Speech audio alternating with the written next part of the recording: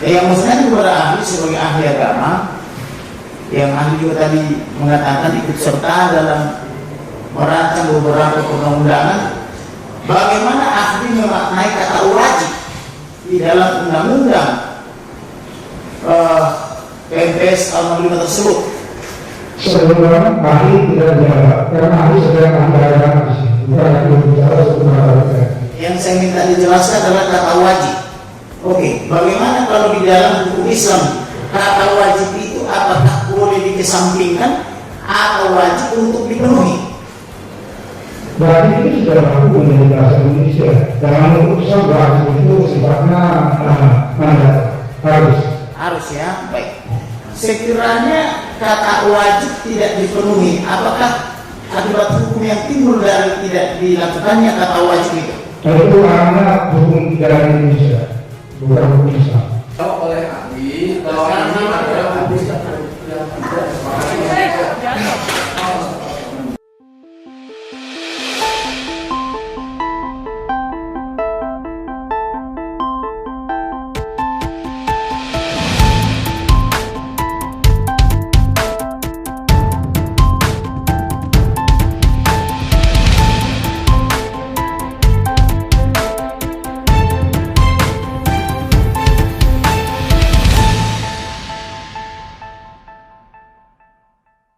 Kemudian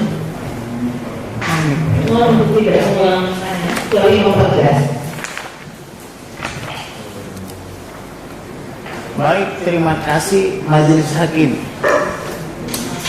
Saudara ahli,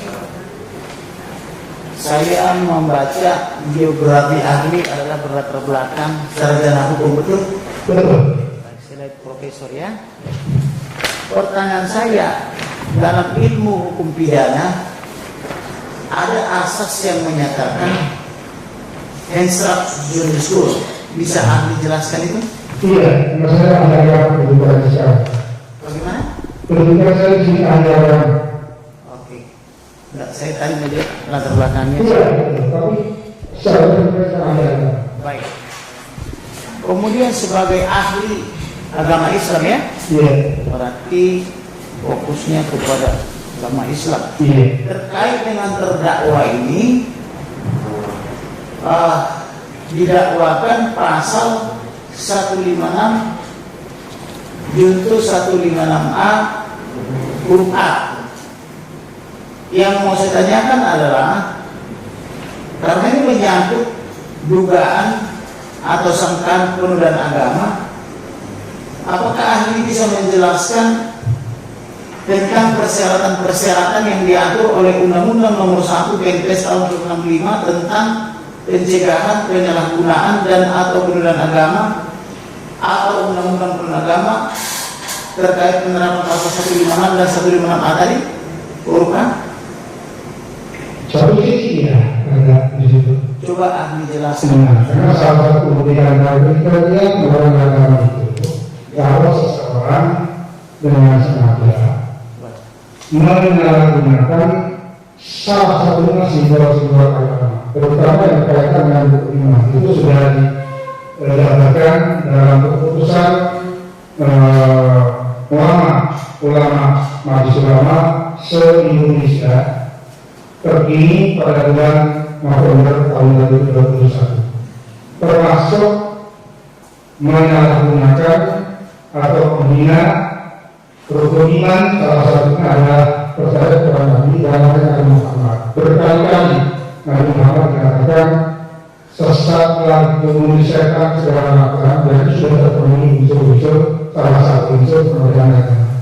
Baik, yang mau saya katakan adalah bahwa di dalam Undang-Undang PNPS Nomor 1 Tahun 5 tersebut, khususnya pada pasal 2, ada kata wajib secara hukum untuk memberikan peringatan terlebih dahulu oleh Kementerian Agama, Menteri Dalam Negeri, Kejaksaan Agung maupun Kapolri terhadap seseorang yang mau disangkakan atas dugaan pasal 156 156A huruf A.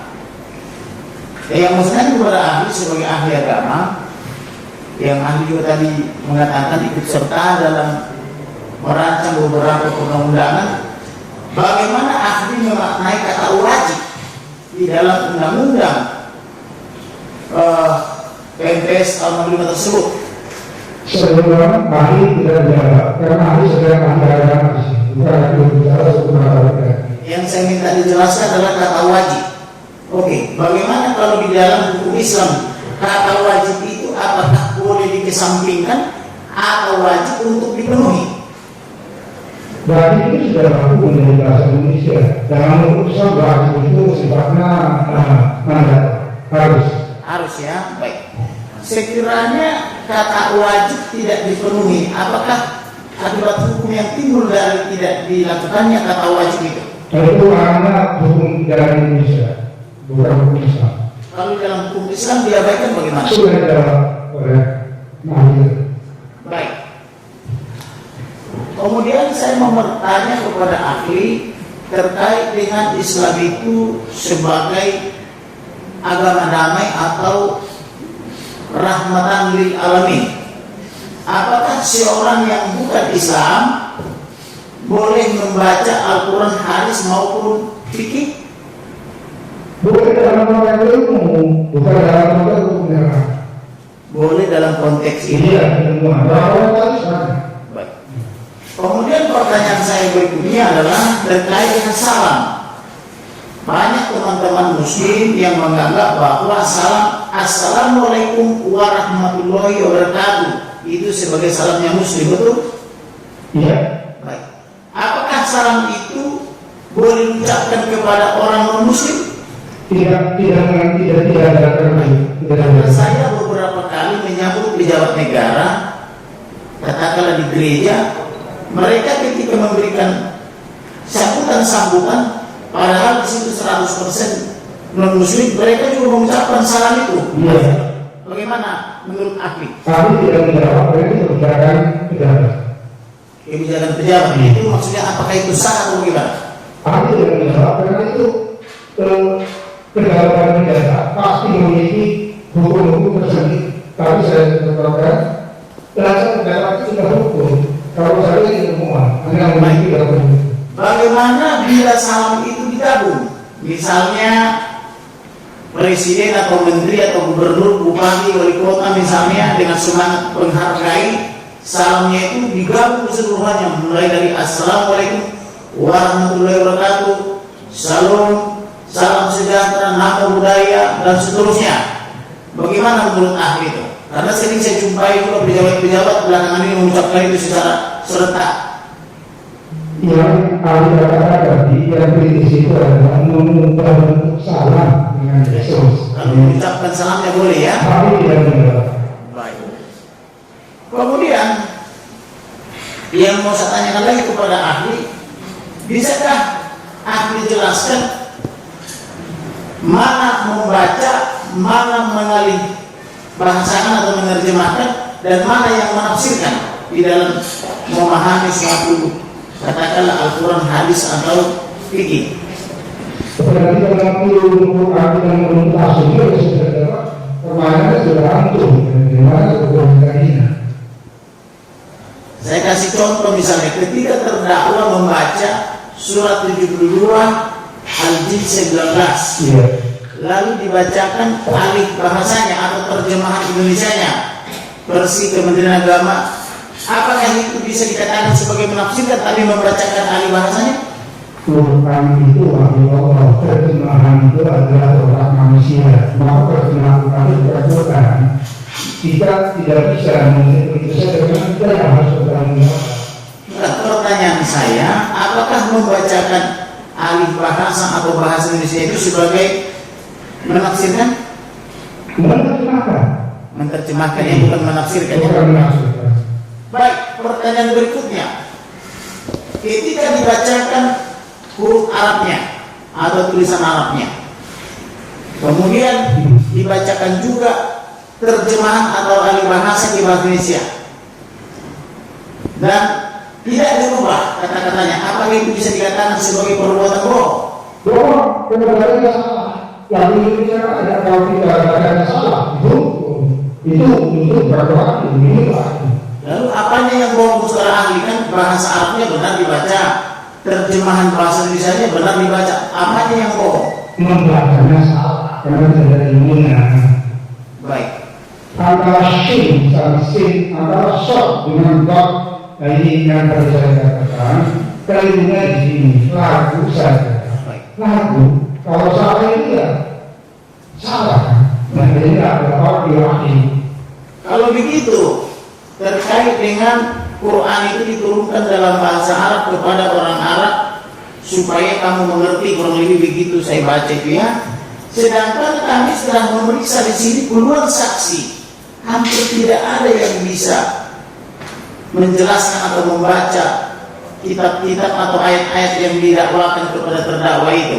Misalnya surat 72 Al-Jin 19. Setiap kali kami tanya, apakah saudara mengerti? Tanyakan kepada ahli, kami tidak mengerti. Surat Maryam 11 ayat 1, ahli juga tidak ada yang tahu. Saksi juga tidak ada yang tahu. Lalu bagaimana kalau begitu? Siapa dong yang berhak supaya tidak sampai salah membaca? Padahal mereka muslim semua loh. Sekarang saya tanya Pak Izin dengan dia, apakah semua orang di Indonesia ini bisa berbahasa Indonesia? Boleh kan mereka menggunakan bahasa kita pada orang bisa bahasa Indonesia? Maaf, itu saja kita baca Quran, nggak bisa bahasa Indonesia. Jadi nggak jaminan kalau orang bisa harus bisa. Orang Indonesia nggak bisa bahasa Indonesia banyak. Nah itu, jadi yang itu bukan sama. Iya, yang saya tanyakan bukan itu, tentang kewenangan membaca, karena mereka sendiri rata-rata usia sudah ujung, bahkan ada yang anggota polisi sudah mau pensiun juga, belum bisa membaca atau belum bisa menjelaskan ayat-ayat itu secara benar. Mereka mengatakan, silakan tanya aja kepada ahli kalau yang itu kan begitu. Karena dia tidak harus ada sama. Apakah artinya mereka tidak berhak membaca itu? Tidak, karena ada saat saya mau tenis media saja. Ada saatnya bagaimana membaca Quran harus subuh. Karena kalau itu suci, ini yang keyakinan dalam Islam. Memegang Quran terus subuh. Orang lain melihat Quran kan terpas katanya. Ya itu pikiran tidak boleh dari subuh. Yang tidak muslim tidak harus subuh. Tapi orang muslim mau membaca itu wajib butuh supaya bahkan kita ini suci. Karena bahkan Allah itu maha suci. Ini yang saya katakan. Quran setelahnya sudah komen. Karena dipahami semua dengan perasaan dan pikiran. Ada ini. Saudara ahli, saya mau tanyakan mengenai apakah seorang muslim yang baik wajib beriman kepada Taurat dan Injil? Mengimani wajib. Mengimani. Karena tidak tahu, tapi tidak menghasilkan. Dengan kata wajib mengimani ini, apakah seorang muslim yang baik boleh membaca Taurat dan Injil? Seperti yang kami tahu gitu kan, dibolehkan membaca itu, tetapi pasti rujukan Al-Quran. Karena ini ada Al-Quran itu yang utama, ada yang mutasyabihat. Jadi membacanya itu sepanjang yang masih sesuai dengan Al-Quran, itu. Dan ada satu yang dipastikan tidak boleh ikut menafsirkan, apalagi mengomentari dengan bahasa-bahasa yang melukai pengaruh Taurat dan Injil. Dengan umat muslim beriman kepada Taurat dan Injil, apakah umat Yahudi dan Nasrani boleh membaca Al-Quran? Kita tidak membahas sana. Yang kita bahas adalah yang disampaikan terdakwa. Baik.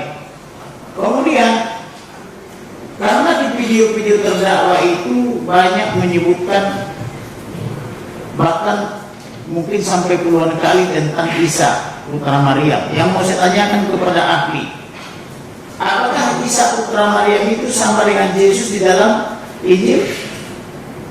Kami tidak menyamakan.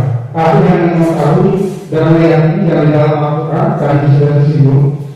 Kira-kira 26 kali disebut selalu diikuti dengan Isa yang untuk memastikan bahwa Isa itu adalah putra Maryam. Tidak ada yang. Pertanyaan saya bukan itu. Apakah Isa putra Maryam di dalam Al-Quran itu sama dengan Yesus atau Isa Al-Masih yang ada di dalam Injil?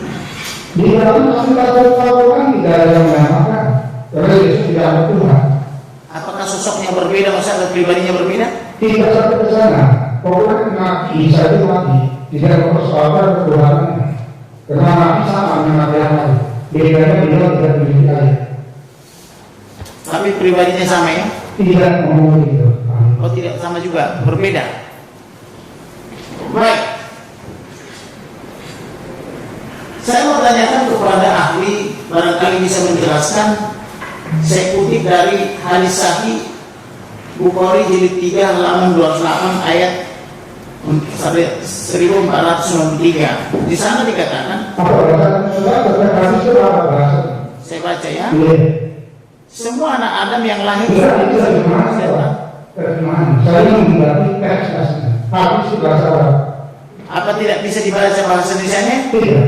Karena bisa saja dari itu antara asli dengan itu. Bagaimana kalau ahli saja yang baca? Saya kasih tahu judulnya. Tapi yang Hadis asli sahih itu Bukhari. mendengar. Bagaimana? Ahli dari pendengar tidak akan membaca. Baik. Jadi ahli menolak kalau tidak dibacakan bahasa Indonesia. Menolak. Baik. Kemudian saya mau tanyakan tentang perkataan daripada terdakwa di dalam video-video itu yang menyatakan kitab kuning membingungkan buat terdakwa. Karena di sana dia menjumpai kalimat yang menyatakan Allah membiarkan umatnya disesatkan. Bagaimana tanggapan ahli? Salah pemahaman terhadap umumnya. Baik. Apakah benar Allah membiarkan umatnya disesatkan seperti yang dibacakan oleh terdakwa itu? Sesat pendapat itu. Bukan pendapat. Apakah ayat yang dibacakan itu? Bukan itu artinya, bukan itu maksudnya. Itu apa artinya menurut ahli? Kalau tidak, umpama kita lihat, ada laporan lalu lintas, ada letter S, yang berhenti, ada di bawah kita masuk ke nama kita biar itu bukan kita yang membiarkan, kita yang tidak mengikuti perintah Allah. Jadi itu keliru memahami. Jadi maksud daripada surat Ya, Al-Jumu'ah, karena dia tidak mau mengikuti hidayah Allah, maka dia sesat. Itu yang dimaksud dibiarkan itu dirinya dia dengan sesat. lalu bagaimana dengan komentar terdakwa yang mengatakan harusnya kan dijagai atau ditegur? Dia itu kan menurutkan dia karena dia mampu begitu. Begitu ya? Iya. Baik. Kemudian saya mau tanyakan tentang video terdakwa yang mengatakan bahwa Al-Quran dan hadis adalah konstitusi negara Arab Saudi. Apakah terdakwa pernah mengetahui bahwa dasar negara atau prinsip-prinsip hukum di dalam negara Arab Saudi adalah berdasarkan Al-Quran dan hadis?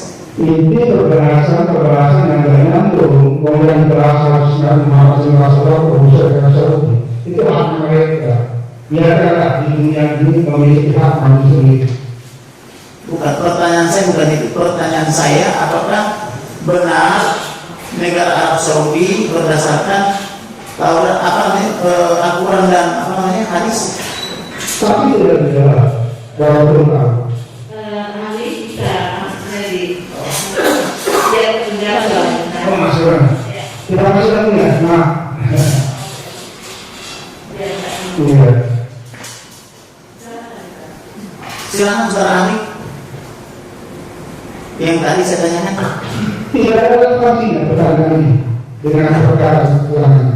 Relevansinya dengan video yang tadi ada 7 video dari dakwah terdakwa. Tidak ada relevansinya dengan keberadaan Indonesia yang tidak berdasarkan peraturan dan berdasarkan suatu konstitusi. Itu menyerang negara terserah urusannya terdakwa.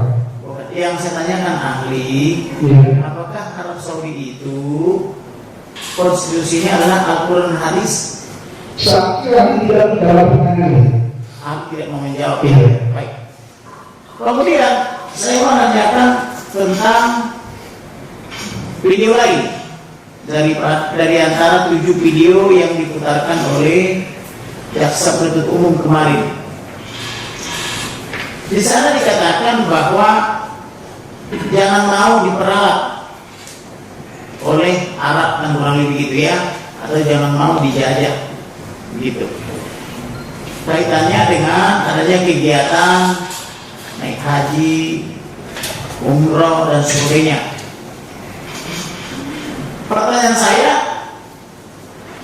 apakah dalam berangkat ke umroh itu ke sana maupun haji itu mengeluarkan biaya yang sangat besar seperti yang dikatakan oleh terdakwa harus memberikan devisa yang sangat besar ke sana? Besar kecil itu relatif saya tidak ada perubahan atau besar mahal itu berbeda. Sekarang untuk harus ada dasar tahu lebih murah Ya, baik. Kemudian apakah betul bahwa ada agen-agen dan pemutar-pemutar komisi ketika pergi ke sana? saksi tidak mau tahu. Baik. Kemudian kaitannya dengan terdakwa ini informasinya pernah tinggal di Arab Saudi bersama keluarganya kurang lebih 10 tahun. Barangkali ahli pernah mendengar orang-orang yang menjadi TKI, menjadi TKW di Arab Saudi, mereka juga pulang-pulang sudah bergelar haji atau hajat. Pertanyaan saya, apakah orang yang pergi naik haji menjadi tenaga kerja, baik TKW maupun TKW, berhak untuk berhaji di sana? Atau ada larangan? Islam Muslim berhak untuk haji dan diberi kesempatan oleh pemerintah Muslim. Baik. Karena rukun Islam. Karena rukun Islam yang kelima ya. Baik. Kemudian ahli tadi mengatakan bahwa semua nabi sejak dari awal beragama Islam, betul? Menurut yang Al-Quran. Baik. Apakah yang menjadi syarat untuk masuk Islam? Menurut ahli, membaca 2 kalimat syahadat, saya underline.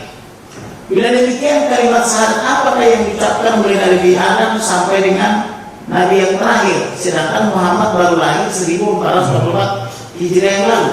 Yang pertama sama asyhadu an la ilaha illallah. Yang kedua beda dengan Rasulnya beda. Seperti saya katakan dari presiden Soekarno sampai presiden Pak Jokowi. Jadi syahadat ya berarti mereka mengucapkan satu kalimat syahadat. Implementasi ada Rasul Nabiullah begitu. Apa yang salah dengan itu? Apakah syahadat yang dimaksud satu kalimat syahadat itu sama dengan Sema Israel Adonai Echad? Saya dari pandangan Islam. Dari pandangan Islam ya. Baik. Kemudian bicara tentang video daripada Muhammad PC yang lain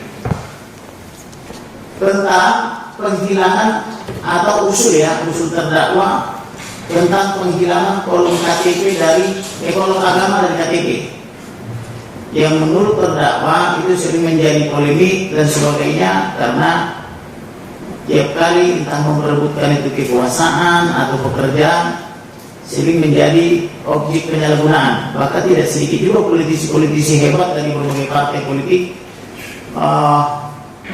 juga pernah menyinggung hal itu. Bagaimana menurut pendapat ahli? Apakah itu bisa diterima atau tidak? Tadi saya katakan hukum itu ada filosofi, ada normatif, ada prosedural. Kalau usulan itu bukan dalam selama, ada mekanismenya lewat peraturan perundang-undangan. Jadi ini tempatnya yang tidak pas. Tempatnya yang tidak pas ya. Lalu kemudian terkait dengan kebebasan umat berpendapat yang dijamin oleh konstitusi pasal 27, 28, 29, apakah terdakwa ini tidak berhak mengajukan pendapat seperti tadi atau memaparkan pendapatnya? Kita ini mengenal hak dari bahasa pemerintah, tapi dibatasi oleh hak orang lain, bukan semau kita, bukan semau keinginan kita. Dari kata-kata itu tidak bisa dipertanggungjawabkan. Bagaimana orang sebelumnya diajari seakan-akan semuanya sesat yang benar cuma aku ini. Itu adalah hadis terjadikan.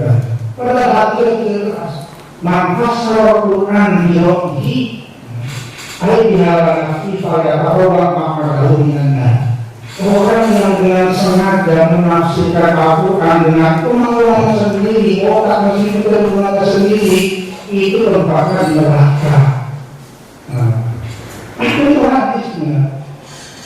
Jadi kalau kalau kita itu bicara sesuatu dengan tadi saya contohkan seorang pelawak walaupun merasakan maaf misalnya si ada pelawak dikatakan mulutnya juga apa segala itu bisa dituntut karena memang dia sedang menghibur orang lain bukan itu.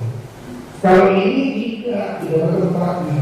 Jadi kalau salah tempat salah juga. Kita pakai semau kita kebebasan tidak orang lain. Undang-undang Al-Quran betul sudah menjamin, tapi dibatasi oleh juga hak orang lain. Baik, pertanyaan berikutnya adalah, saudara tadi keberatan ketika ada video ditanyakan oleh jaksa terkait dengan ciri-ciri, kemudian karakter, kemudian tanda-tanda kenabian dan keistimewaan beserta mujizat Rasulullah Muhammad SAW. Yang mau saya tanyakan kepada ahli, apakah pernah membaca buku karangan Ibnu Katsir? Oh itu saya ajarkan, Diajarkan ya. Baik, bisa saksi melihat ke sini, ini ada buku namanya Samail Ar-Rasul. Samail Ar-Rasul ini di halaman 51 sampai dengan halaman 85. Buku ini resmi ada di Perpustakaan Negara Indonesia, ada di toko-toko besar seperti Gramedia.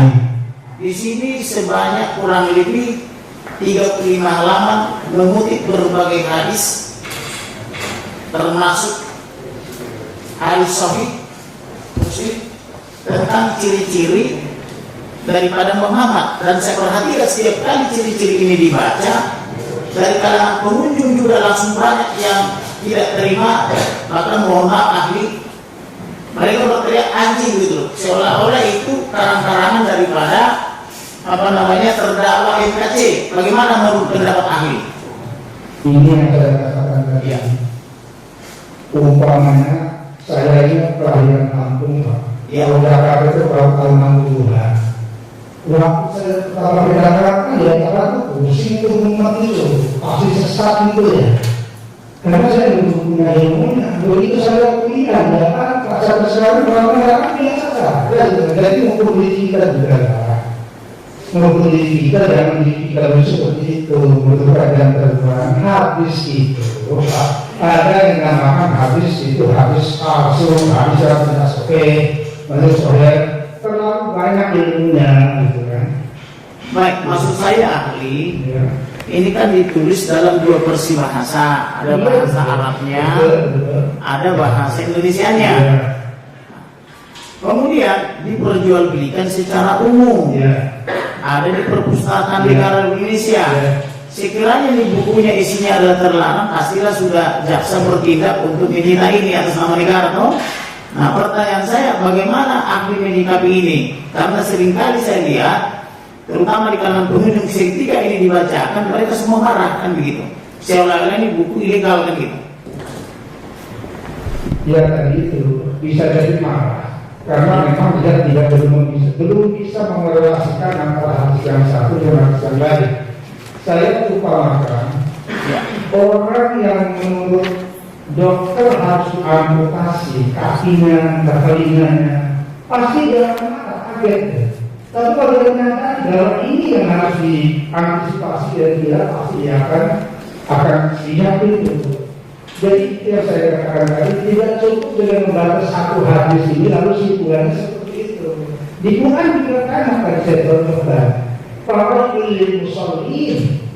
Kok Quran mengatakan orang yang sholat kok celaka karena yang dibaca cuma sepotong ayat ini. Persis hadisnya cuma satu itu. Korelasinya dengan sana. Yang saya mau ahli fokus ke sini aja dulu, karena ini kan ada dari halaman 51 sampai halaman 85, berarti kurang lebih 35 halaman dia khusus membahas berbagai hadis secara bahasa Indonesia dan bahasa Arab. Iya, Pak.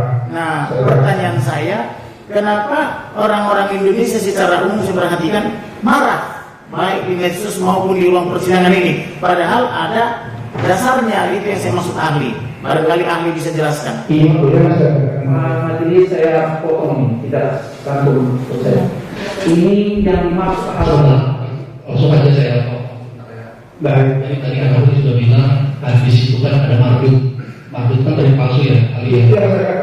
Palsu dan hadis makbul ya, itu ya. Nah, Ali terangkan aja mengenai ciri-ciri yang tadi dijelaskan oleh jaksa mengenai Nabi Muhammad, tadi yang juga disampaikan penasihat hukum itu masuk dalam hadis mardut atau makbul menurut penilaian Ali? Setidak-tidaknya ini bukan hadis yang muttafaqun alaihi, Pak. Ya cukup. Iya. Artinya apa itu? Misalnya Kita orang tidak konsensus semua memahami hadis itu walaupun ada salah Bukhari. jadi hadis itu tidak disepakati oleh DPR. Apakah tidak lebih baik ahli periksa dulu hadisnya itu? Karena ini kan banyak hadis. Ali maaf berdiri ya. Takutnya nanti Profesor periksa So dulu lah. biar file. Iya. Tadi Dia depan. kalau depan doang kerja, ini kan diperdebatkan ya masalah ciri ini. Baik, ahli tidak Kan sudah diingat ahli ya. Kalau habis kita Bapaknya mau ke depan.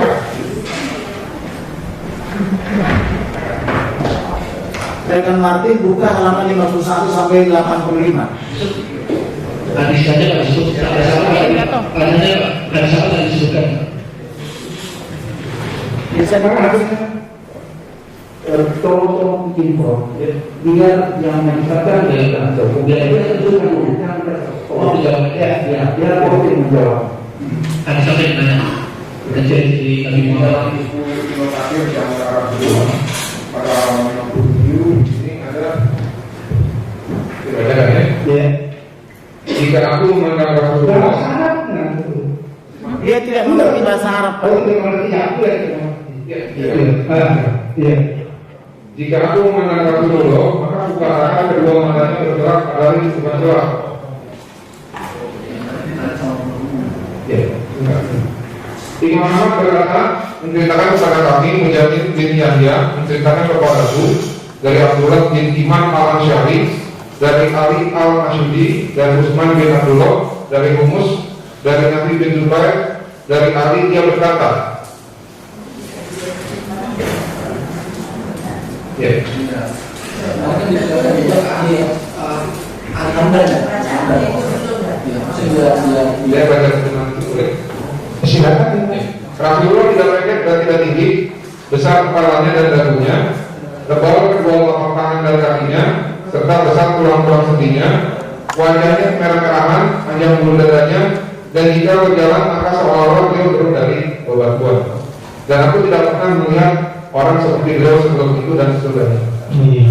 Apa gimana? Pas sebelum dijawab lagi, sebelum dijawab yang dibuat oleh terdakwa bertolak dari ini. Saya baru baca yang jelas ini. Ada satu tambahan lagi. Saya sesuai dengan tambahan. Tolong, Muhammad itu karena saya berulang tentang yang ini. Muhammad itu kepalanya besar, matanya besar, alisnya tebal, jenggot lebat. Kalau jalan membungkuk, seperti orang sedang mengajak, itu ciri-ciri Muhammad. Kalau menengok, belok semua dengan badannya. Jika saya kalau boleh. Jangan dipaksakan dengan membunuh dengan yang disuruhkan. Artinya halaman 51 ada. Ini akan dijawab oleh ahli bahwa ini adalah hadis yang tidak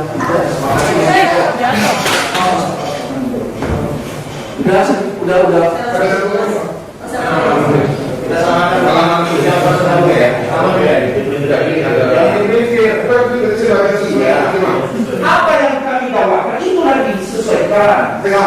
Boleh kita bacakan terjemahannya? Kami tidak terima. Rasulullah itu besar kerangka tubuhnya, kulitnya kemerah-merahan, tebal kedua telapak tangan dan kedua telapak kakinya, besar janggutnya, panjang bulu dadanya, besar tulang-tulang sendinya, jalan seperti di tempat dudungan, badannya berdiri terbang saat berjalan. Tinggi pendek dan tinggi-tinggi. Aku tidak pernah melihat orang seperti beliau sebelum beliau atau sesudah beliau. Jadi berdasarkan dulu, kita sepakati dulu. Jadi tidak ada kalimat bengkok yang dia. ya. Nah sekarang ini baru lulus antara ahli pasal itu juga. Itulah bohongnya. Itu nggak ada bengkok, bilang bengkok. Baiknya sekarang seperti yang tadi ditanyakan Itu dengan masalah hadis. Pertama, ada itu kan. Tapi saya katakan, makanya kenapa saya ingin aslinya, ya kan bahasa Arab itu memiliki kosakata yang paling banyak pengertiannya. Tidak cukup dengan terjemahan itu. Terjemahan ini yang saya katakan ada Bapak yang mulia. Sunnah itu ada dua macam. Ada sunnah at-tasyriyah, ada as-sunnah ghair at-tasyriyah. Sunnah at-tasyriyah itu yang bersifat mengikat, ilzam, mandatori. Yang ghair at-tasyriyah itu sunnah yang tidak mengikat, termasuk ke dalam jalan itu tidak mengikat itu, karena Rasul sebagai manusia biasa punya pilihan untuk berjalannya kayak apa. Dan saya sudah mengatakan tadi cukup menjawab ini, enggak selalu Rasul jalannya seperti itu. Apalagi kalau belok umat, ya enggak begitu. Makanya hadis ini bukan menggambarkan keseluruhan organ tubuh Rasulullah itu. Jadi di sini tidak disepakati ya? Sama sekali tidak Jadi kita yang Baik. jangan. Kemudian saya mau nanyakan lagi tentang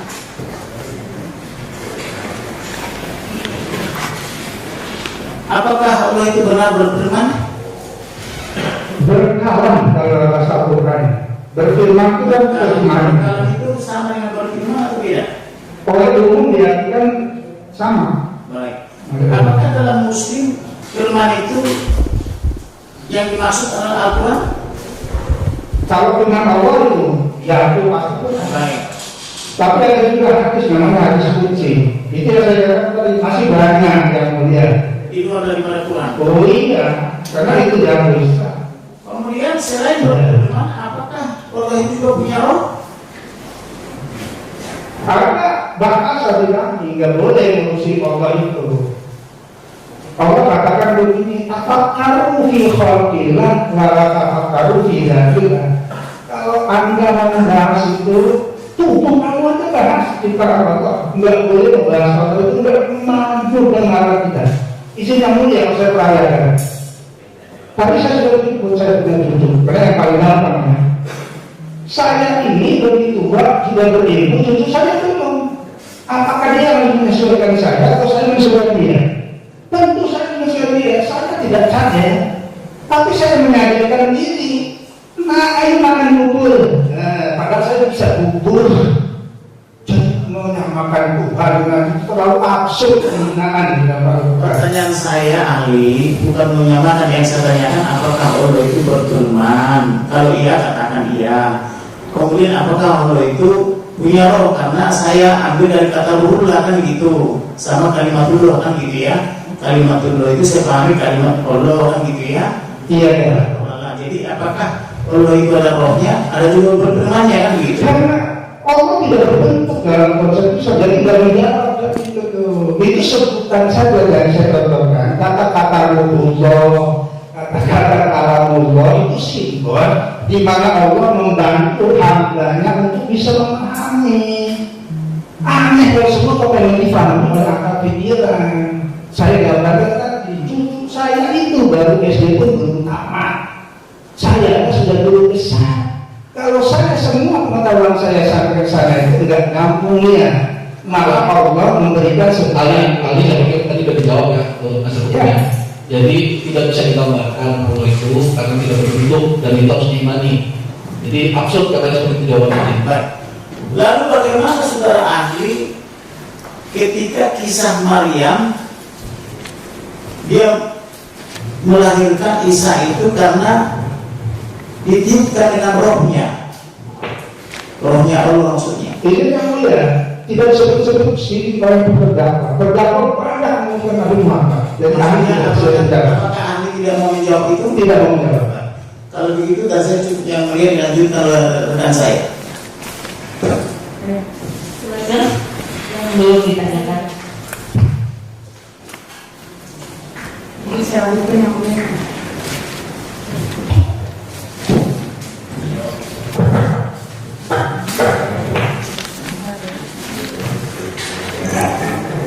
Semakin dulu kalau bisa.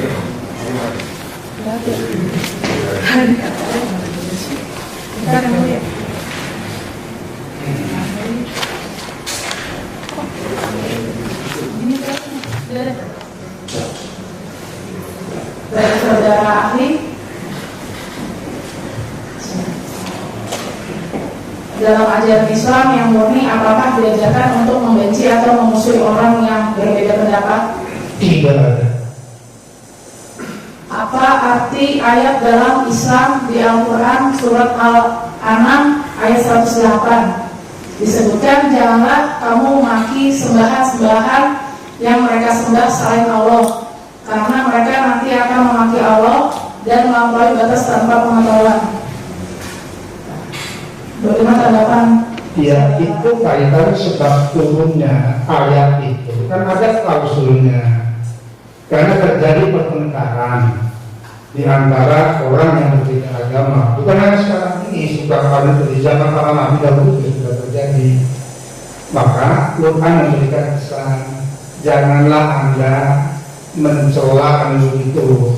Kenapa mencela? Tidak perlu, karena keyakinan dia itu jangan kita asuhan gitu kan, langsung dihukum balik.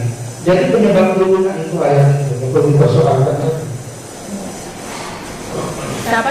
Siapa yang menuliskan Al-An'am ayat 108? Apakah dalam ajaran Islam yang luhur diajarkan untuk mengolok-olok sesembahan lain apabila keterangan terdakwa sebagai respon atas pernyataan oknum ustaz? Bukankah ini penggelapan ayat tadi? Di sini yang tidak relevan dengan kesaksian kami. Pertanyaan yang lain. Apakah Allah mengajarkan kebencian? Apakah dia membenci atau memusuhi orang atau golongan lain itu justru bentuk ketidaksetujuan terhadap perintah Allah? Di sini yang tidak relevan dengan yang ditaburkan. Selalu berputar pada Muhammad, Islam, lalu kepada Islam. Apakah yang diucapkan terdakwa tidak bisa diperdebatkan atau dijawab lagi oleh umat Islam? Karena salah ya, tidak diperdebatkan. Yang namanya debat itu dalam Quran ada 3 struktur. Yang pertama itu adalah berdialog. Kalau dialog itu bahasa sepihak gitu kan. Kalau tidak tahu bertanya, ada etikanya, ada yang bermujadalah. Yang mujadalah itu dengan kusir. Ada yang menghakimi sendiri. Nah ini kan sudah dihakimi sendiri oleh yang bersangkutan. Kalau terdakwa FKC bohong, siapa yang dibohongi? Kalau Islam imannya kuat, apa bisa jadi benci atau memusuhi Kristen karena ungkapan terdakwa? Yang pasti menimbulkan reaksi yang keras dari banyak orang. Buktinya diadakan ke pengadilan. Dan pengadilan mengabulkan. Apakah ada agama mengajarkan kebencian atau memusuhi agama lain? Keseluruhan dalam keseluruhan maksud saya. Tapi yang berbicara Islam, karena Islam yang nanti oleh terdakwa terus untuk berkenaan dengan itu agama yang lain. Sekian dan dua lagi. Kesalahan mana saja dalam Islam yang hanya Allah berhak menghukumnya? Benar jelas pertanyaannya. Kesalahan mana saja dalam Islam yang hanya Allah berhak menghukumnya? Tidak jelas pertanyaan itu. Kan ada kesalahan manusia itu disebutkan bahwa ada kesalahan yang dihukum secara dunia maupun di akhirat gitu. Pada dasarnya Apakah ada spesifik? Pertanyaan saya seperti ini, kesalahan mana saja dalam Islam yang hanya Allah berhak menghukumnya, dan kesalahan mana saja dalam Islam yang manusia berhak menjadi hakim? Izin tidak relevan dengan yang dibahas. Pertanyaan yang lain. Ya, sekian, terima kasih. Aman. Cukup dari Indonesia cukup yang mulia. Terima kasih. Pertanyaan saya sedikit saja. Ya. Mohon maaf, apabila saya mungkin mengulang, tetapi mengulang pertanyaan dan sebetulnya tapi sudah menjawab. Hanya saja ini untuk dicatat di berita acara. Ya. Tadi untuk bisa menafsirkan, ya, Al-Quran itu ada 15 cabang ilmu pengetahuan. Tadi sudah kami sebutkan Al-Quran, hadis, ijma, namun belum bisa dilengkapi lagi. Tapi mohon maaf ya kalau saya ulama. Baik, yang mulia izin. Menurut salah satu ahli tafsir namanya Al-Imam Jalaluddin As-Suyuti menyebutkan minimal untuk bisa diakui menafsirkan Quran itu minimal memiliki 15 cabang ilmu itu tadi. Ya. Ada yang meningkatkannya kepada 6. Saya katakan tadi di antaranya Muhammad Rashid Ridho. Kenapa ahli mengutip ini? Karena ini sudah dunia mengakui kepakaran beliau sah sebagai mufasir. Nah, di antaranya tadi mengetahui, menguasai ilmu bahasa Arab itu salah satunya. Mengetahui ilmu Al-Quran, menguasai ilmu hadis, menguasai ilmu fikih dan usul fikih, ya, menguasai ilmu sosiologi disebut dalam ilmu akhlak dasar dan lain sebagainya. Cukup menyebut separuh itu sudah lebih. Kemudian kalau untuk metodenya, Metodenya minimal ada 4 macam yang dilakukan itu. Kan tadi saya umpamakan main pingpong, main tenis, bolanya sama-sama bola, ukurannya harus berbeda. Ya, bola kaki itu 11 pemainnya, volleyball itu berapa 6 ya? Mulai. Nah itu permainan saja sudah ada aturan mainnya. Dan ini Quran yang itu nggak ngerti ditanyakan makanya. Ya, ahli keberatan menerangkannya. Wong nggak mudah menerangkan. Ada metodenya. Ada metodenya. Tapi dia mengalir kutip kan. Tadi upama sudah servis sudah nggak pas pada koridor yang ada. kemudian yang ingin saya tanyakan mungkin tadi sudah ditanya kemarin. Jin itu sama dengan setan, ya, di saksi ahli yang sebelumnya. Yang ingin saya tanyakan dalam agama Islam, jin apakah sama dengan setan? Ada persamaan, ada perbedaannya. Oh, ada persamaan. Iya, ada perbedaan. Dari sisi kata-katanya juga sudah ada perbedaan persamaan. Kalau al-jin itu secara harfiahnya artinya gelap bumi. Setan itu bangun dan jauh, gitu kan. Tapi personifikasinya kan ada kesamaannya, sama-sama dari api. Menurut Quran. Tadi saya menyebutkan ada manusia yang berperilaku jin. Saya jelaskan. Itu kan surat An-Nas tadi saya katakan, minajin nabi An-Nas. Orang yang suka di dalam hatinya itu agak suka menimbulkan sikap luas isu dalam istilah Quran, kecerdasan tulis, ngerumpi, ngebohong, itu dasarnya itu sebenarnya bisa dari jin, bisa manusia. Saya ini angin semua kalau dilakukan seperti itu, ya setan. Kenapa? Ngerumpi pekerjaannya, menyalahkan orang yang benar, membenarkan orang yang salah. Itu kan nama kecerdasan tulis bahasa Indonesia kan. Apakah itu dari bahasa Quran saya tidak paham. Tetapi ya pasti itu maksudnya yang melakukan tingkah laku seperti itu ada kalangan jin dan manusia. Di neraka juga nanti di sini ada seperti itu. Ya, jadi simbol sebenarnya melihat di neraka kenapa bahan bakarnya itu batu? Kok tidak besi? Kalau pada sudah hati. Simbol ilmu pengetahuan di dunia ini mengatakan kalau batu dibakar dengan besi dibakar, batu kan tidak memuai. Itu artinya ilmu pengetahuan hebat bahasa bukan. Itu saya katakan tadi itu bahasa pilihan itu muah itu, makanya harus sujudnya itu tidak terjangkau dengan nafsu kita ini, apalagi yang dalam diri yang punya amarah. Jauh lah gitu kan, jauh. Kalau suci itu nanti dimakan mati Islam, nggak memaksa orang lain. Maka saya pun harus tutup kalau mau baca Quran itu. Sholat itu wudhu dan itu tersisa sholatnya. Jadi nggak bisa diukur dengan diri kita semua. Wajar kalau umat Islam itu banyak yang tersinggung, malah segala macam. Makanya sudah dipotong didikai, sudah datang itu cukup. Tadi saya gambarkan. Kalau anda sudah bercerai dari istri anda atau anda sudah Islam, ngapain anda modal itu? Nah, ini gambaran bahasa itu. Itu yang. Terima kasih. Dilanjutkan oleh baik kali Profesor tadi dijelaskan mengenai poin-poin dari konten yang disiarkan oleh terdakwa dan video umumnya, begitu juga oleh penasihat hukum. Saya tidak mengulang keseluruhan, tapi saya mau menyampaikan kepada ahli begini.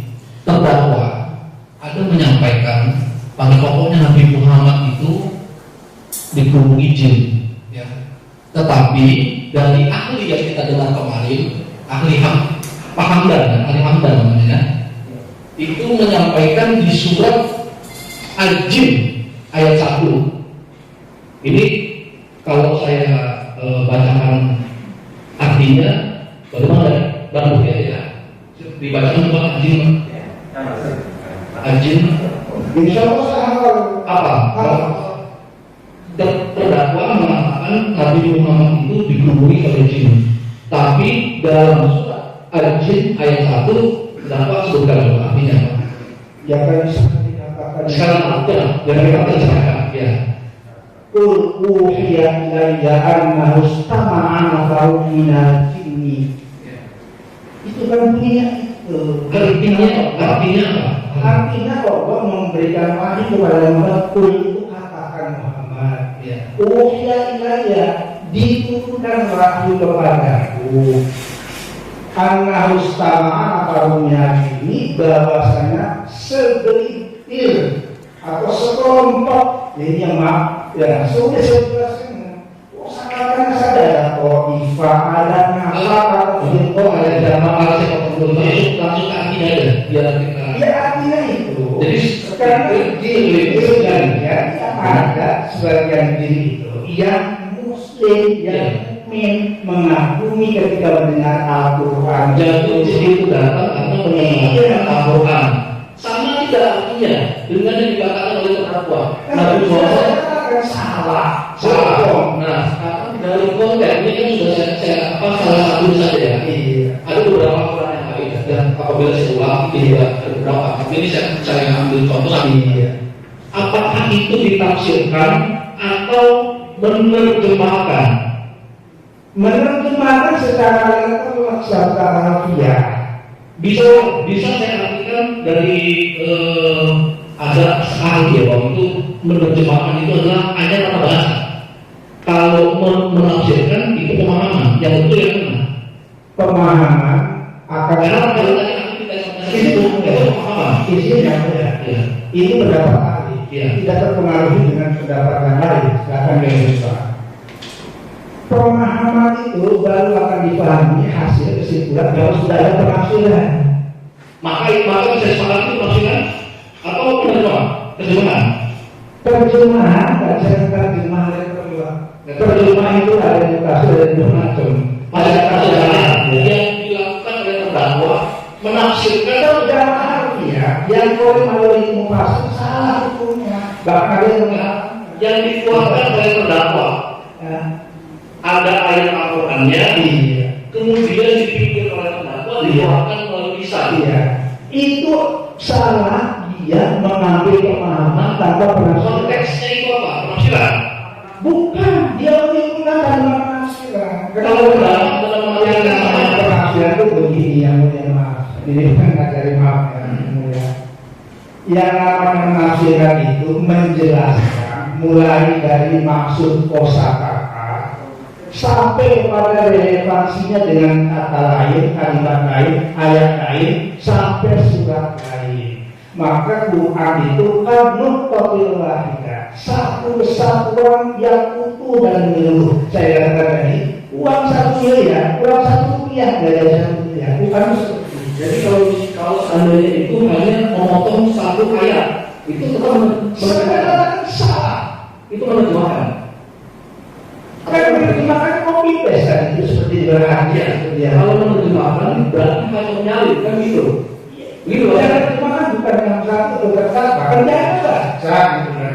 Tapi nggak bisa berlindung di situ. Kita bertanggung jawab. Nanti satu contoh dalam surat Al-Jin, ternyata apa yang disampaikan oleh terdakwa ini berbeda dengan arti yang sesungguhnya.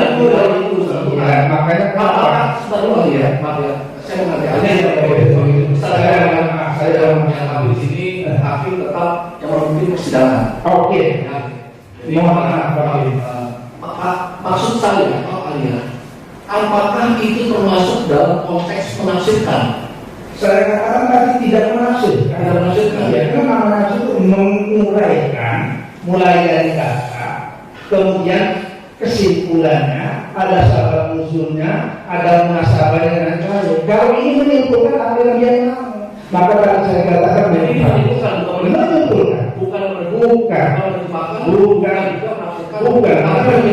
Bukan punya terdakwa motif. Menafsirkannya tidak ada. Dia berpersepsi. Berpersepsi. Persepsinya salah. Maka karena tadi itu hadis Nabi itu pada bahwa agamanya ini yang dilarang ini menurut hadis. Oke. Jadi terdakwa itu menurut ahli adalah berpendapat yang dia atau menyimpulkan. Berpersepsi. Jadi kalau menyimpulkan memang conclusion berarti itu nanti bahasa tafsir. Ini persepsi. Ya, persepsi.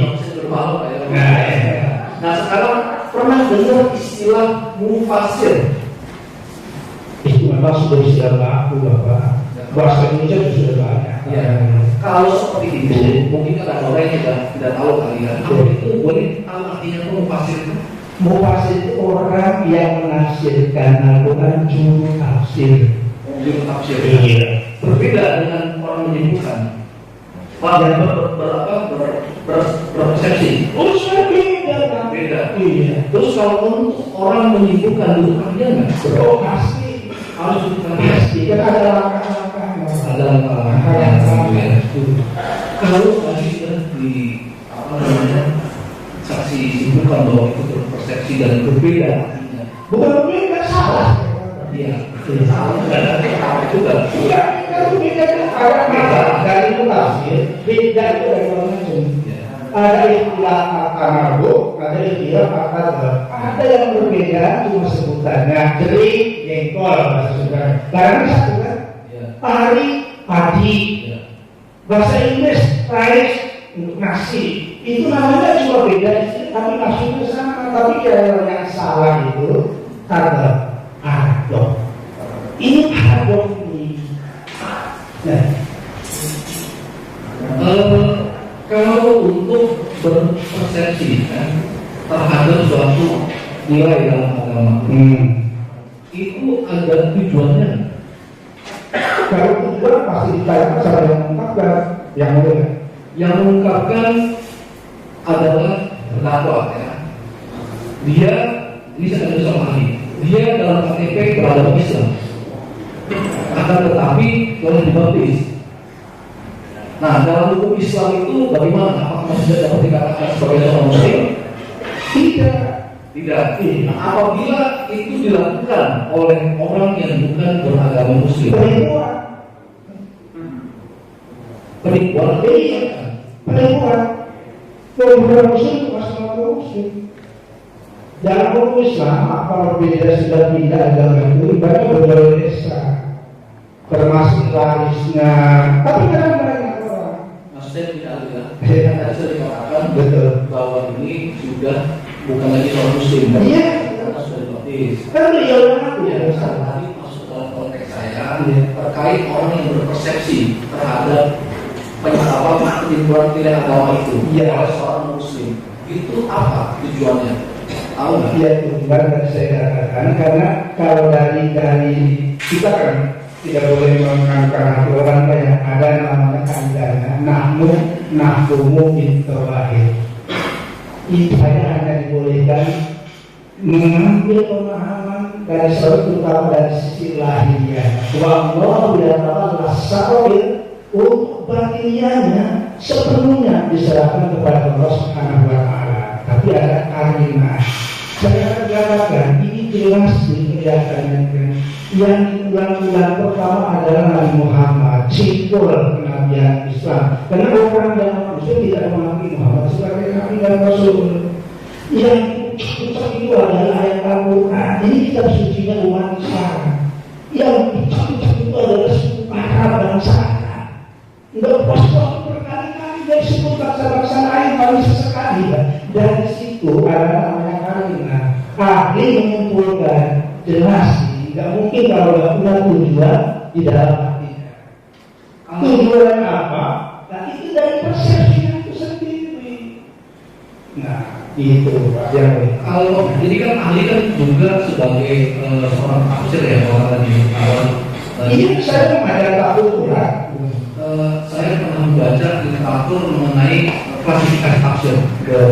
Tapi ini yang mau saya tanyakan pada ahli dalam menyimpulkan suatu nilai ya dalam agama itu ada klasifikasinya Dalam menentukan ya dalam menyimpulkan atau mempersepsikan ayat-ayat dalam suatu tafsir Al-Quran. ya pasti ada. Saya dicoba nih maaf ya. Bahan yang sama dengan rasa bumbu yang berbeda akan menimbulkan perbedaan rasa dan menimbulkan perbedaan suka. Maaf, bukan ada yang berbeda. Bahan sayur asam itu ada bahannya pepaya, manindo, ya daun manindo, ada kacang panjang. Bumbunya bumbu sayur asam. Pasti namanya sayur asam, rasanya asam. Tapi walaupun pepaya dia dicampur dengan lain, dibikin roti, bumbunya roti. Dalam keterangan di persidangan itu harus dapat dimengerti ya maksudnya. Oh iya. Jadi bisa langsung saya singkat saja ya. Ini klasifikasi dalam bentuk tafsir. Ya. Apakah ini sama atau tidak dengan metode dalam mempersepsikan? Kalau saya hanya mengenali ada tidak dalam persepsikan ya. Satu harus ada sumber tafsir, sumber apa namanya yang akan dipersepsikan. Apakah itu harus ada? Bukan cuma harus ada sumber dan harus ada proses. Ada sumber Harus ada proses. Proses itu mendaki metodologi, namanya madhari tafsir. Ada metodologi. Dari saya contohkan untuk bingung saja ada semua ada. terus kemudian saya kita lagi Namanya prinsip yang mulia orang tafsir. Artinya kaidah penafsiran. sumbernya ini bisa nggak disandingkan dengan kitab suci lain? Oh tidak. Seperti itu hanya untuk yang memperkuat. Ibaratnya ada mana yang ini kalau kita ambil pendapat atau penyampaian ahli tadi ya, ini seperti teori ya, jadi teori apa namanya penggunaan itu. Kalau untuk sumber dalam Al-Quran dalam ada yang pertama kurang sama gunungnya dulu, Al-Quran dan Al-Quran misalnya. Apa seperti itu? proses. Kalau ini terdakwa tidak. Apa yang saksi lihat tadi? Yang saksi tadi hanya ahli hanya dia membacanya saya tidak saja karena dia sudah dengan dasarnya itu saya katakan harus saja menurut saya kalau saya menyanyikan itu sangat pasti selok di mana orang masa lagi saya dengan bilang maaf Indonesia merdeka aku negeri Indonesia merdeka bisa lalu namanya bahkan salah itu satu sendiri lagu dan Jadi sumber itu harus dari apa itu sendiri hadis dan sebagainya itu sudah rangkaian ya. Terus apakah itu yang kedua masuk ke dalam jenis perjanjian apakah memang harus dalam satu kalau saya dengar saya dari ahli yang lain satu akidah atau tidak ya untuk mempersepsikan ini harus orang yang satu akidah gitu dengan kitab atau yang diimani. Tadi yang ini sudah contohkan kalau ini akan berkaitan dengan unsur keimanannya itu harus beragama Islam, harus beragama Islam. Nah kalau yang beragama lain mempersepsikan ya, Iya. mempersepsikan. Nah, ini kan dia sudah di ini ya, di backup, di baptis, mempersepsikan kitab suci Al-Quran boleh tidak? Ya tidak boleh, sudah ditinggalkan. Yang mulia.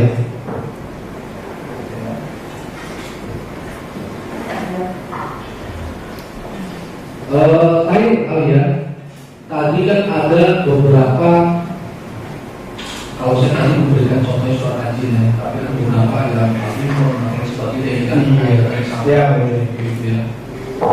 Apa ini pertanyaan dari kuasa hukumnya tadi yang disampaikan ya, itu dapat menimbulkan keresahan nggak? Dapat menimbulkan keresahan nggak? Tapi sudah saya jawab yang mulia. Bukti kan di perkara pengadilan itu sudah ada mekanisme. Prosesnya. Iya. Yang namanya akibat dari Itu jelas kan mulia. Iya. melalui media itu Iya. dan dia orangnya Iya. itu dapat menimbulkan keresahan tidak? Sangat dapat menimbulkan keresahan. Siapa yang merasa diresahkan? Di media sosial itu banyak. Kami sebagai pengajar bisa ditanya. Saudara, Oh masih benar. Islam. Jelas. Terus kemudian kerukunan beragama, Apa? kerukunan beragama, Pasti akan ganggu. Karena apa? Karena menyebut personal dan representasikan Islam. Kalau orang bijak, kalau Islam itu menyebut personal, saya katakan mungkin urusan pribadi. Tadi saya contohkan yang mulia maaf. Seorang suami marah sama istri. Ada anak-anak dimarahin juga karena masalah itu kodar kalau siapa saya sedang bantu juga.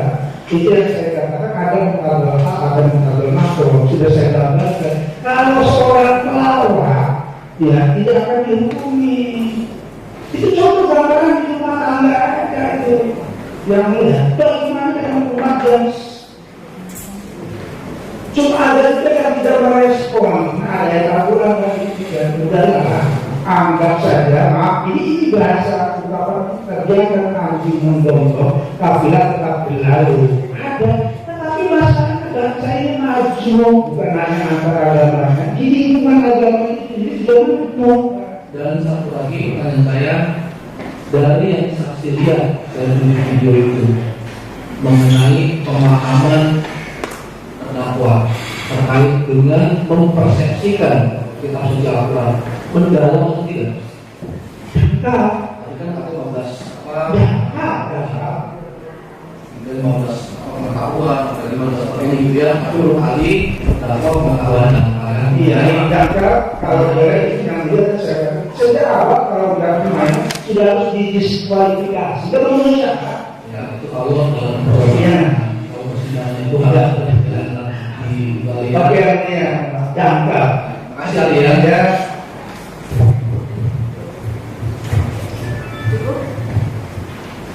Cukup dan penutupmu. Saya ada pertanyaan terakhir. Silakan yang mulia. Sebetulnya apa yang salah? Tadi sudah dikatakan juga ya, cuma saya ingin mempertegas saja. Apa yang salah sih? Apabila si terdakwa ya, yang tadinya beragama Islam, dia kemudian juga pernah mengikuti pendidikan pesantren, ya. Kemudian dia mengimani agama lain. Apa ini yang ingin saya tanyakan? Apa karena memang ya tadi pengetahuannya yang ahli disampaikan ya. Apakah memang karena faktor lingkungan atau karena memang tidak mendalami lebih lanjut mengenai agama Islam atau ada faktor lain tapi itu dapat saja? Ya, ini dari sisi kami karena menyangkut agama itu kan keimanan yang mulia ya. Yang keimanan itu pasti ada bersangkutan. Nah, tadi saya sudah katakan kita tidak boleh mengikuti hatinya orang lain walaupun ada kalimat bisa dibaca. Tetapi ada beberapa ya urusan pengakuan mengenai pesantren berapa itu terserah pengakuan namanya sudah saya jelaskan tadi. Ya sekarang kan ada pengakuan itu dari orang lain, lembaga lain, ada keterangan, ada tiga jadi yang sudah yang itu. Tapi Quran mengajarkan bahwa ini masalah iman, terutama masalah hidayah. Hidayah itu ada dua yang mulia. Mohon maaf, izin bukan mengajari apa yang diminta, karena saya ditanya dari sisi pandang ilmu yang ahli ketahui. Hidayah itu ada dua macam. Ada hidayah pasif namanya, ada hidayah aktif. Kalau orang non muslim masuk Islam itu, ada yang dapat hidayah pasif, ada yang dapat hidayah aktif. Biasanya yang dapat hidayah aktif ini adalah ilmuwan yang cerdas dan saudara-saudara. Wah, itu permingguan orang di pulau Eropa sekarang ini di cari negara supaya enak saya dengan gitu ya, ratusan persen menurut agama Islam. Jadi ada yang keluar, ada yang masuk, itu sudah biasa itu, biarkan dihormati ya.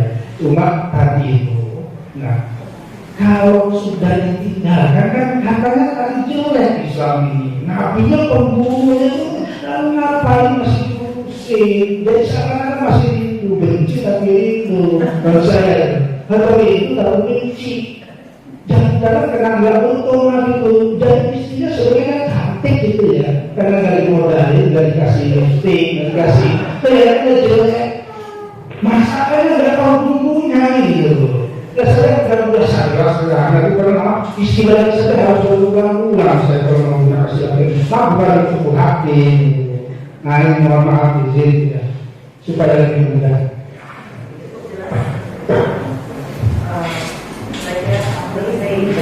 Jadi kalau dalam Al-Quran itu kan ada hal di mana di setiap ayat gitu ya, ada Allah yang berfirman dengan mengucapkan hal seperti itu ya. Hai orang-orang yang mukmin ya, seperti itu ya. Itu bagaimana? Maksudnya apa dimaksud dengan mukmin itu? Hai orang-orang yang beriman atau mukmin atau gitu ya.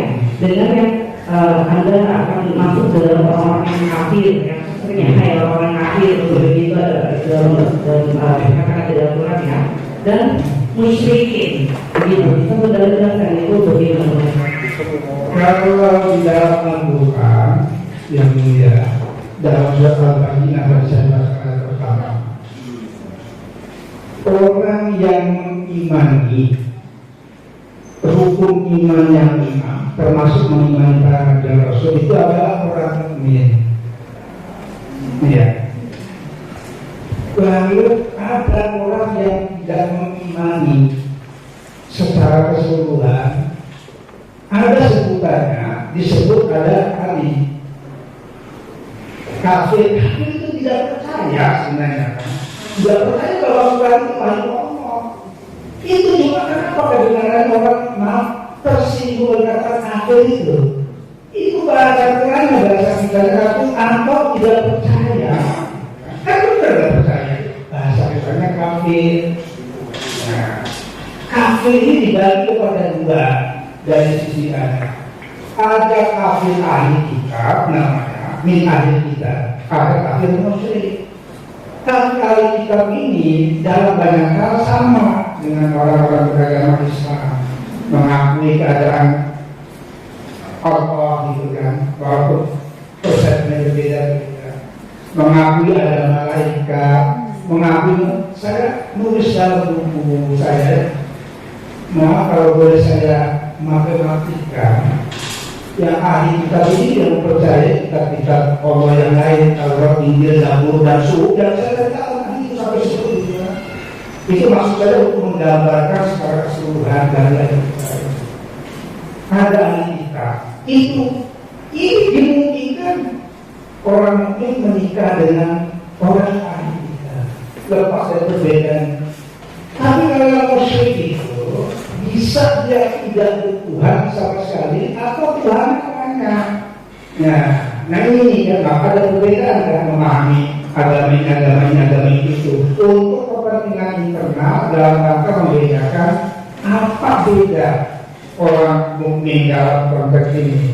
Saya katakan dari Nabi Adam sampai agama ini, kan saya orang ganteng gitu, yang ulama tahu ajaran baru itu. Aku Nabi Adam itu ada di aku ini. Tapi nanti yang ahli kitab saya lebih cuma sampai Nabi Musa, Nabi Isa dari aku, Nabi Muhammad apalagi. Lalu mungkin yang di dalam Al-Quran sebenarnya sidang Nasrani mengakui sampai Nabi Isa bahkan dituhankan dengan sebutan tadi itu. Isa mengakui Isa itu Nabi, Isa umatnya. Kami mengakui Muhammad dan setiap muslim masih mengakui Nabi Isa. Belum tentu yang mengakui Nabi Isa itu Nabi Muhammad. Bisa tulis di sana. Jadi kalau saya nilai kan saya katakan bisa jadi mungkin 100 karena ada yang kurang nih. Jadi minimal dia mengingkari kerasulan Muhammad. Apalagi sampai membenci gitu kan. Nah ini di situ, maka saya katakan panjang cerita nggak semudah itu. Maka saya katakan kenapa ini persepsi Muhammad dia ada itu, gitu kan. Bukan dialog dengan mudah kalah rasa Tuhannya. Itu yang orang itu.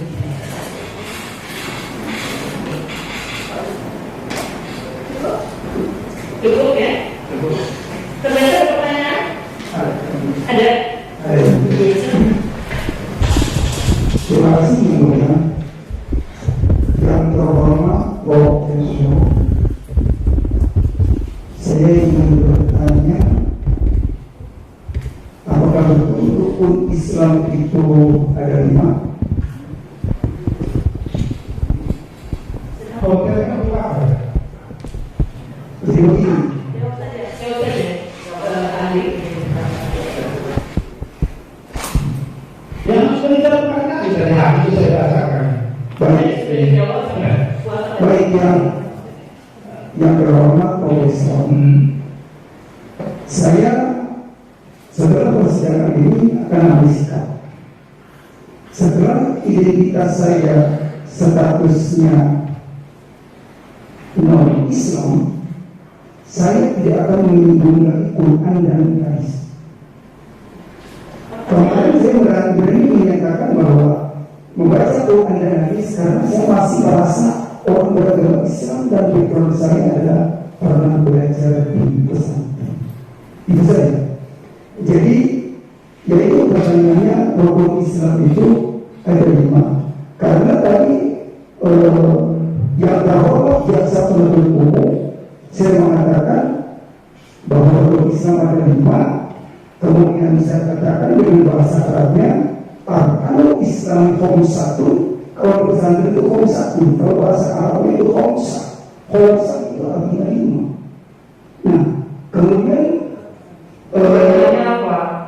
Kemudian Pak ahli mengatakan bahwa itu tidak berdasar. Saya membaca rukun Islam itu punya dasar yaitu Al-Quran. Kita cari yaitu pertanyaannya itu rukun Islam betulkah ada 5? Kalau ada 5 berarti benar saya mengatakan akan Islam satu. Itu saja pertanyaannya. Terima kasih. Izinnya mulia. Iya, rukun Islam itu 5. Kan tadi saya sudah jelaskan habisnya di pasal bagaimana saudara. Hanya terdakwa ini dari 5 rukun iman itu apa saya katakan ditetapnya hanya puasa yang tidak tersinggung-singgung, yang zakat, yang apa terutama haji ya, sampai digambarkan Hajar Aswad. Nah, dunia mengakui Umar bin Al-Khattab radhiyallahu anhu itu adalah pemimpin dunia. Itu dunia, bukan hanya memperoleh Islam. Ilmu hukum acaranya itu yang dikatakan beliau itu dipampang di berbagai pengadilan, termasuk Belanda. Nah, satu ketika beliau haji, beliau itu adalah kan Hajar Aswad ini batu hitam ini, ya. Masa saya harus menciumi Hajar Aswad yang sudah dicium oleh jutaan orang? Nah, kedengar oleh Ali bin Abi Thalib Umar. Ini itu bukan akal pikiran Muhammad yang menciptakan batu hitam ini. Dan Ka'bah itu sudah Nabi Adam yang mulia sudah ada. Makanya sedikit lagi kadang-kadang kalau tidak tuntas ya makanya diizinkan itu. Jadi ini kenapa seperti itu? Itulah yang tadi. Jangankan urusan agama, filsafat yang pikiran manusia, budaya manusia, pikiran pembuat itu banyak orang yang tidak paham. Kalau pintar beliau mengikannya, tidak pintar beliau. Jadi sulit kalau memahaminya dengan yang serba berbahasa bahwa itu karena otak kita itu tergagal. Maka saya katakan tadi itu tidak akan menjawab ini. Itu memahami saja sudah itu Tuhan apa atau Tuhan coba Tuhan kayak apa? Nah, maka kami bilang kembali lagi itu ada bahasa tidaknya yang tidak bisa dipahami oleh otak kita ini sendiri.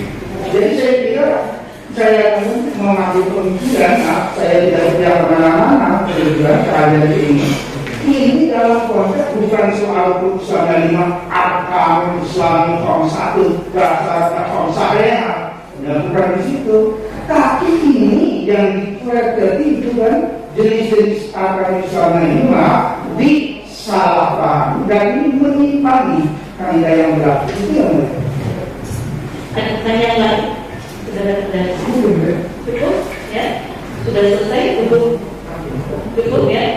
Oke. Ada di mana tanggapannya? Benar dengan saksi ini? Ahli ya?